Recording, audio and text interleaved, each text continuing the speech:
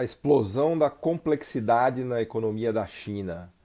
A estrutura produtiva chinesa vem mostrando ganhos de complexidade ou sofisticação produtiva impressionantes. Né? O que é isso? Complexidade econômica ou complexidade produtiva? Né? Como é que a gente mede isso?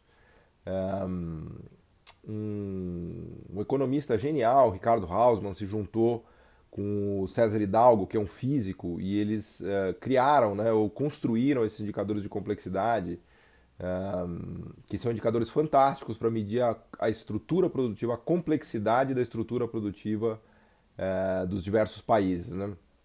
Esse é um trabalho que eles começaram a desenvolver em 2003, 2004, né, e foi ganhando força e trazendo resultados empíricos fantásticos. Né?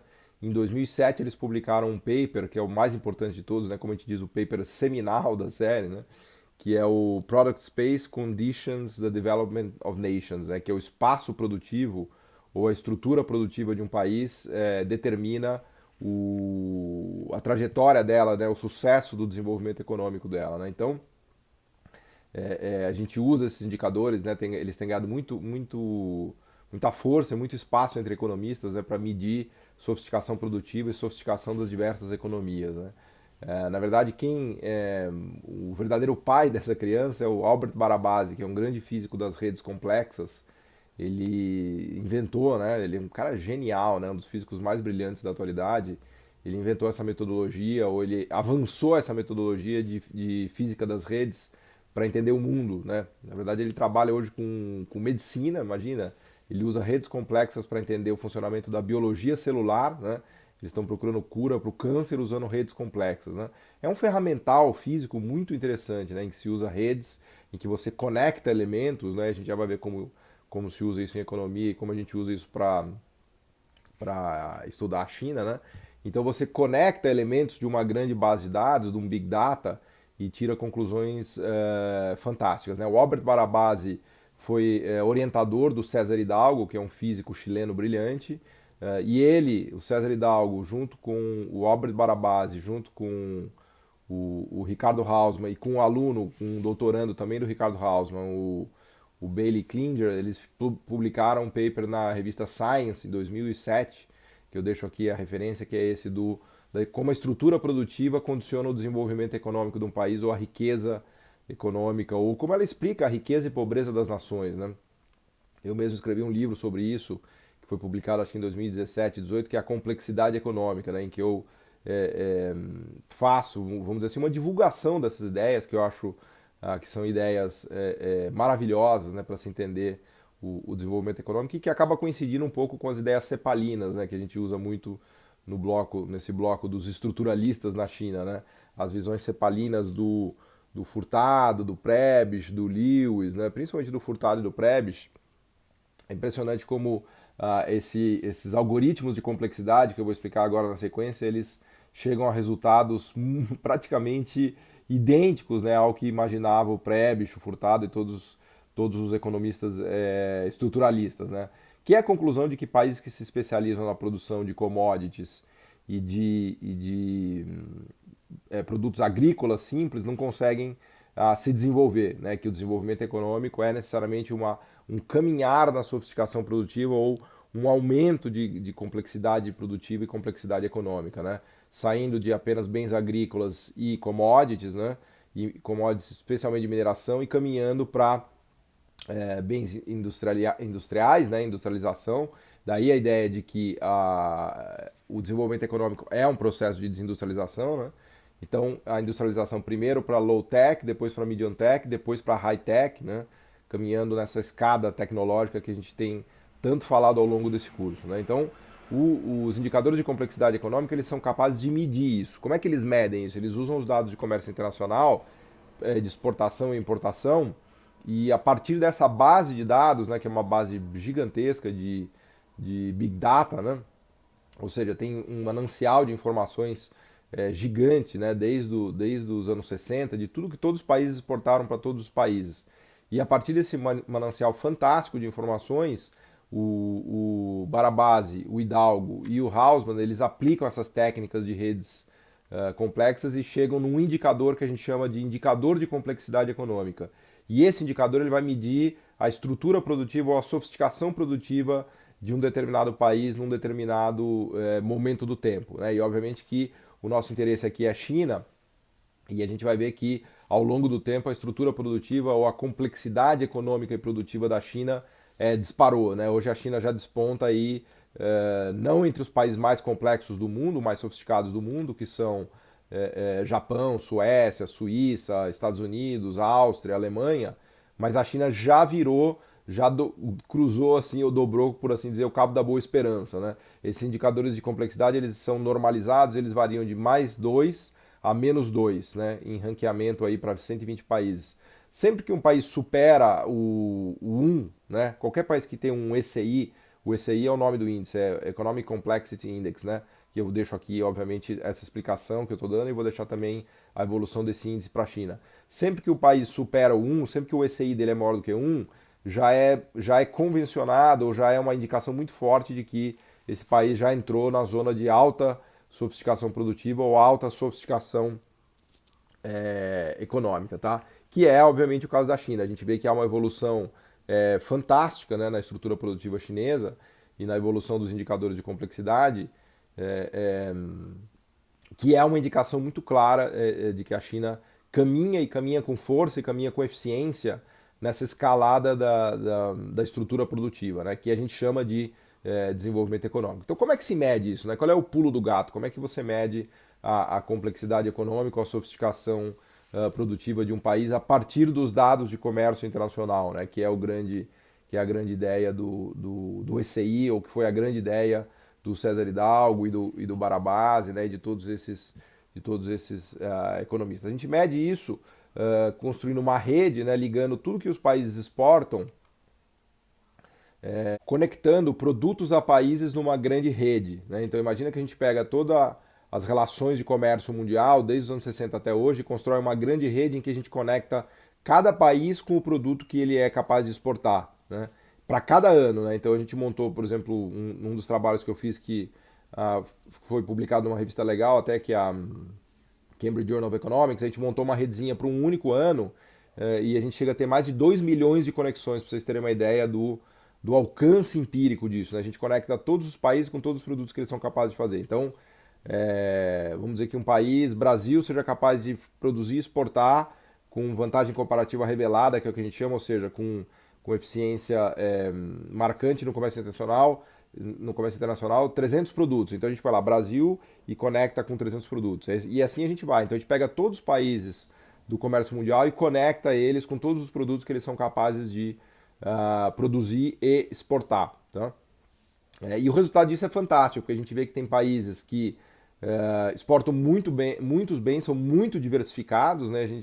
A gente vê que tem pautas de exportação super diversificadas, e isso já é uma indicação de que o país tem uma estrutura produtiva sofisticada e complexa, e tem países que são capazes de fazer pouca coisa, tem pouca diversidade na pauta de exportação. Em geral, os países mais pobres são os menos diversificados, e os mais ricos são os mais diversificados. Então, essa já é uma primeira dimensão que o algoritmo que constrói esse indicador, né, fica de olho. Né? Se tem muita diversidade na estrutura produtiva, é uma indicação de que o país em questão é um país de estrutura produtiva sofisticada. Tá? A outra dimensão é o que a gente chama de não ubiquidade. O que é a dimensão da não ubiquidade? Países que exportam produtos que poucos países no mundo conseguem fazer são países que têm uma pauta não ubíqua, né? Ubiquidade é algo que está em todo lugar, né? Então o ar é ubíquo, a água é ubíqua, né? Produtos não ubíquos são aqueles produtos que poucos países do mundo têm a capacidade técnica e tecnológica de fazer, de produzir, né? Então, quanto mais não ubíqua é a pauta de um país, maior a sofisticação tecnológica ou produtiva que a gente encontra lá, né? É claro que tem alguns casos que são raros, né? Por exemplo, diamantes, pedras preciosas, que são bens não ubíquos, mas eles fizeram a engenhosidade do algoritmo que eles fazem para calcular a sofisticação produtiva é que se um país tem esses bens não ubíquos, mas tem uma pauta pouco diversificada, isso é um sinal de que ele não é sofisticado, porque isso é sinal de que ele simplesmente ganhou na loteria de ter aquele recurso escasso, né? Um diamante, por exemplo, uma Serra-Leoa, uma Botsuana da vida, que tem ouro, diamante, né? Então, o algoritmo ele é inteligente porque ele faz essa conta de que o país tem que ter uma pauta de exportação diversificada com bens não ubíquos. Não vale ter só diversificada, tipo Paquistão, que faz tudo que você possa imaginar de tecido, né? Faz toalha, lençol, fronha de travesseiro, cueca, camiseta, calça, né? Super diversificado, mas coisas ubíquas que todo mundo faz, né? Ou então tem uma pauta não ubíqua, tipo Botsuana, que você tem lá diamante, que poucos países do mundo são capazes de exportar diamante, e aquilo não é uma não ubiquidade tecnológica, né? O não ubiquidade tecnológica e diversificado é um país como a Holanda, por exemplo. A Holanda faz aparelhos de raio-x que pouquíssimos países no mundo são capazes de fazer. Ela faz uma máquina que eu descobri recentemente, que é uma máquina de litofotografia, que usa raios de luz para fazer marcação nos microcircuitos eletrônicos. Cada máquina dessas custa 100 milhões de dólares, para vocês terem ideia. É o preço de um Boeing, né? E essa máquina ela é altamente sofisticada. A Holanda demorou mais de 10, quase 15 anos para desenvolver a tecnologia que faz essa máquina e custa uma fortuna. E isso é um exemplo, né? E ela vende essa máquina para os países que fazem microcircuitos eletrônicos e custa uma fortuna. Né? Esse é um exemplo de um produto não ubíquo altamente tecnológico, né? Altamente tecnológico. Então, no algoritmo de sofisticação produtiva ou de complexidade, a Holanda figura como um dos países mais complexos do mundo e a gente pode olhar também a complexidade do produto, né? E esse produto, a máquina de litofotografia, figura como um dos produtos mais sofisticados e complexos do mundo, né? Então, a gente pode fazer nessas redes, né, um exemplinho hipotético. Imagina a Holanda, Argentina e Gana, né, que são os exemplos hipotéticos desses trabalhos do Hidalgo e do Barabás, né? Aliás, tem um negócio chamado Atlas da Complexidade Econômica, que eu vou deixar aqui, inclusive o arquivo ele é aberto, né? Eu vou deixar o Atlas inteiro, e nesse Atlas a gente pode entender toda a metodologia que eles fizeram, né? Como é que se calcula, tudo isso que eu estou explicando, e tem um Atlas porque eles fazem a varredura dos sistemas produtivos de mais de 100 países, né? Inclusive da China, e olham a evolução no tempo da estrutura produtiva desses países, né? Então, eles dão um exemplinho hipotético lá, que é imagine 3 países e uma rede hipotética de comércio internacional com esses 3 países, Gana, Argentina e Holanda. Né? Então imagina que esses três países estão no comércio mundial e existem 5 produtos que eles podem comercializar entre si. Aparelho de raio-x, medicamentos, cera de sapato, queijo e peixes. Né? O mais pobre desse país é Gana. Gana só consegue produzir, entre aspas, e exportar peixe. Né? Então peixe nessa rede é o bem mais fácil de fazer, todo mundo faz, né? Então imagina que a Holanda consegue pescar, a Argentina consegue pescar e Gana também. Então ele é um produto não ubíquo, porque todo mundo faz. Né? E quem faz tem países com pauta diversificada e não diversificada. Né? Por exemplo, a Holanda, nesse exemplo hipotético, ela faz aparelho de raio-x, medicamentos, cera de sapato, queijo e peixe. Então ela é o país mais com a pauta de exportação mais diversificada desses 3 nesse exemplo hipotético. Argentina faz só cera de sapato, queijo e peixe. E Gana faz só peixe. Né? Então, imagine que o mundo pudesse ser descrito por essa pequena rede, é o que a gente chama em ciência das redes de rede bipartite complexa, né? Que conecta duas dimensões. Então, imagina que o mundo pudesse ser descrito por essa pequena rede. Né? O país mais sofisticado ou mais complexo desse mundo seria a Holanda, porque a Holanda produz e exporta 5 coisas e ela faz 2 coisas que ninguém faz, medicamentos e aparelho de raio-x. A Argentina teria uma complexidade intermediária, uma complexidade econômica ou produtiva intermediária. Por quê? Porque ela faz cera de sapato, queijo e peixe. Ela não consegue fazer medicamento nem equipamentos de raio-x. E, por fim, Gana é o país de menor complexidade econômica ou menor sofisticação produtiva. Por quê? Porque ela só é capaz de fazer peixe. Né? Ela não consegue fazer cera de sapato, não consegue fazer queijo, não consegue fazer nenhum desses outros produtos que esses 2 países conseguem. Né? Então, nesse exemplinho hipotético, o país mais sofisticado do mundo seria a Holanda e o país menos sofisticado seria a Gana. Né? E mesmo nesse exemplinho, a gente consegue ver claramente o que eu tenho discutido no modelo que tem por trás da minha cabeça e no modelo desse curso que eu uso para explicar a China. Né? Vejam que eu tenho uma análise muito mais teórica, né, do que o Elias. Né? O Elias ele vai realmente no detalhe, né, da história da China. Né?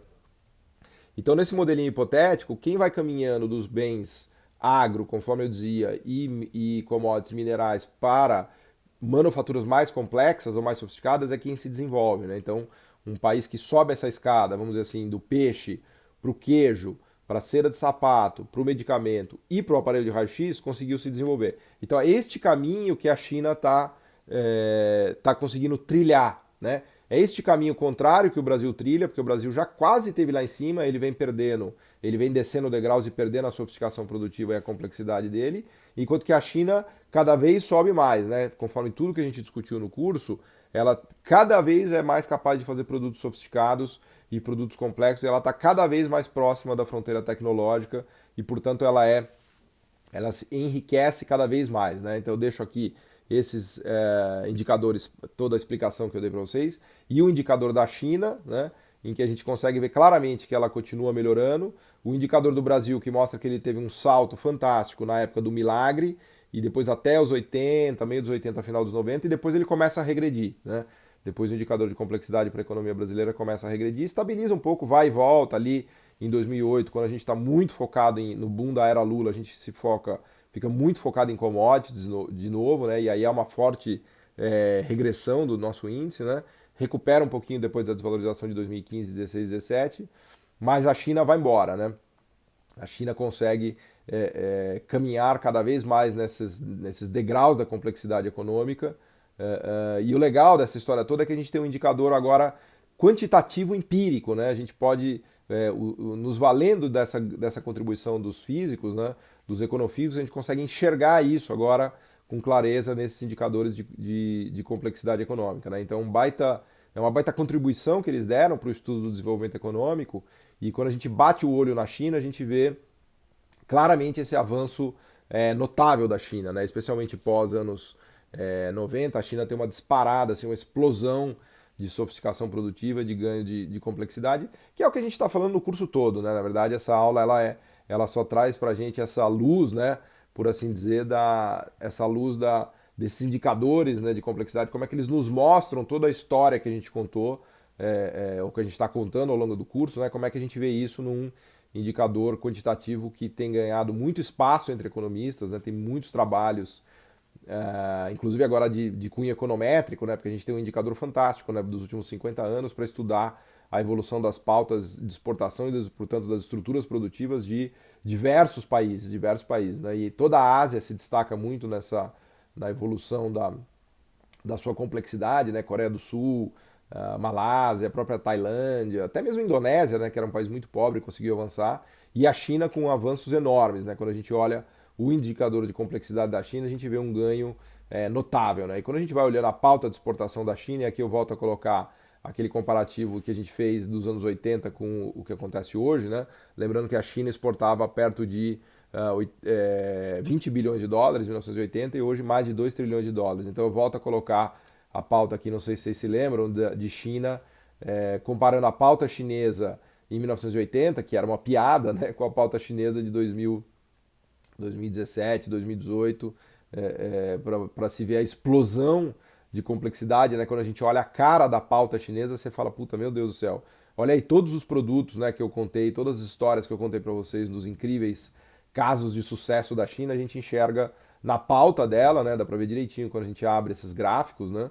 É notável, né, essa explosão de sofisticação produtiva na China e do comércio exterior chinês e da inserção que ela teve no mundo e do espaço que ela conquistou para produzir e vender esses produtos, né? E isso aparece no indicador, né? Então o indicador é uma medida, vamos dizer assim, simples, concisa, interessante, né? Em que a gente vê esse gráfico ascendente que mostra essa subida ou essa escalada da China, né? Em direção à fronteira tecnológica, né? Que é a escalada do enriquecimento econômico, a escalada do desenvolvimento econômico, né? Então, de maneira bem resumida, né? Essa é a definição dos indicadores de complexidade. Eu venho trabalhando muito isso, muito, né? Escrevi esse livro, publiquei vários papers, tem um curso dedicado só para isso, em que eu explico detalhadamente toda essa história da complexidade, né, que é uma história riquíssima, né? Ela começou a ganhar espaço entre os economistas por conta do Instituto Santa Fé no final dos 80, que foi um instituto criado tem vários nomes, né, mas foram vários físicos que se reuniram com vários economistas. O Paul David é um deles, é um nome importante. Agora me foge o nome do economista que foi o líder de toda essa turma, né, que seguiu Brian Arthur. Brian Arthur foi o grande líder, né, o grande economista que liderou essa turma de econofísicos e depois bateu na coisa das redes complexas com o Hidalgo e com o Barabasi, mas aí é curioso porque eles não vieram do Santa Fé, né, eles vieram já diretamente da coisa da física das redes complexas, né, então eles vêm de outro panorama, eles vêm de outra perspectiva da física, mas também trouxeram contribuições gigantescas para isso daí, né? Então fica aqui o registro do milagre chinês, né? Da ótica das redes complexas, que mostra um avanço notável também, incrível da sofisticação produtiva da economia da China. E agora a gente tem um número, né? Legal que a gente pode ver isso num número de maneira bastante clara, né? Bastante eloquente, né? Esse número mostra essa evolução da complexidade econômica mostra, do ponto de vista numérico, né, o que é o avanço da China e o que é esse triunfo, esse sucesso chinês. Obrigado.